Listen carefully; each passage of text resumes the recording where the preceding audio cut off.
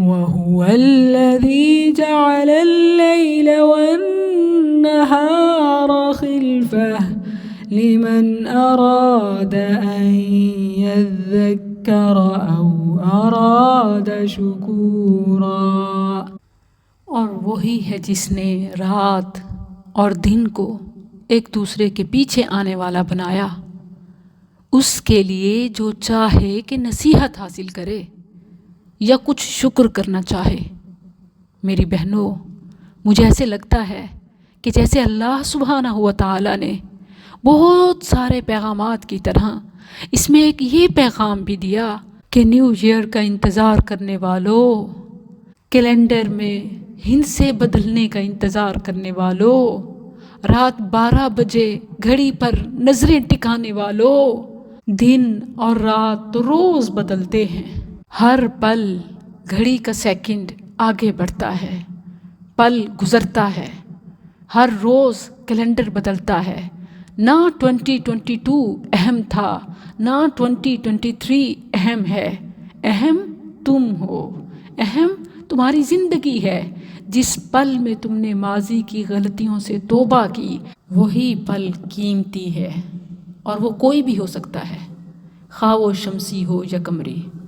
بعض لوگ اس اختلاف میں پڑ جاتے ہیں کہ جی مسلمانوں کا اسلامی سال تو نہیں ہے، جیسے اسلامی سال کے آغاز پر یہ سب خرافات جائز ہوں، اور بعض کہتے ہیں کہ جی یہ جنوری فروری یہ تو غیر مسلموں کا کیلنڈر ہے۔ نہیں، یہ شمس و قمر دونوں اللہ کے فرما بردار ہیں۔ الشمس والقمر بحسبان، سورج اور چاند دونوں رب کے طے کیے ہوئے حساب سے ہی چلتے ہیں، دونوں ہی اسلام کے ہیں۔ عبادات کے لیے اللہ نے قمر کو بنایا، اور معاملات کے لیے اللہ نے، اناج کے لیے اللہ نے سردی گرمی سورج کا حساب مختلف اناج کو پیدا کیا۔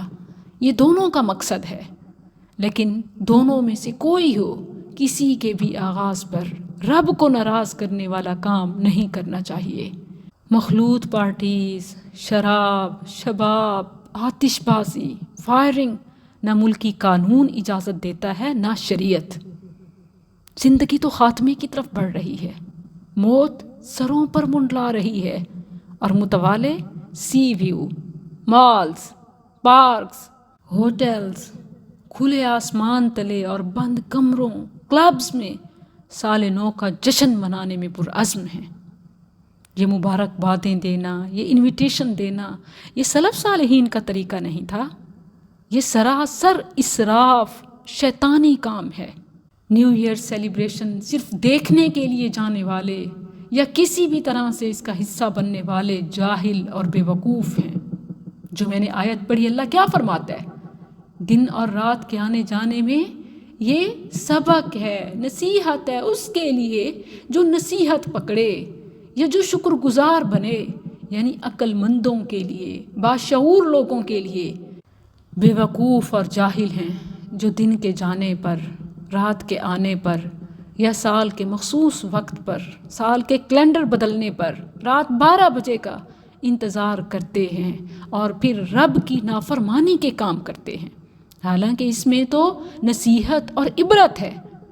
اس رات فاسق و فاجر اپنے رب کو ناراض کر کے حرام لذتوں کی تکمیل کرتے ہیں۔ خبروں اور سڑکوں پر نظر ڈالیں تو ایسے محسوس ہوتا ہے جیسے بے حیائی کا طوفان آ گیا ہو۔ رحمان کے بندے اس رات اپنے گھروں میں ٹکے رہتے ہیں، وہ ضالین مغضوب علیہم لوگوں کی محفلوں اور مجلسوں کا حصہ نہیں بنتے۔ تو اس رات صرف تماشائی بن کر جانے والے، صرف لطف اندوزی کے لیے مناظر کو دیکھ کر انجوائے کرنے والے اگر اپنے ایمان کی فکر کرتے ہیں یا اپنے انجام سے ڈرتے ہیں تو اپنے گھروں میں بیٹھے رہیں، ہرگز باہر مت نکلیں، ایسی جگہوں کا رخ نہ کریں، بچا لیں خود کو۔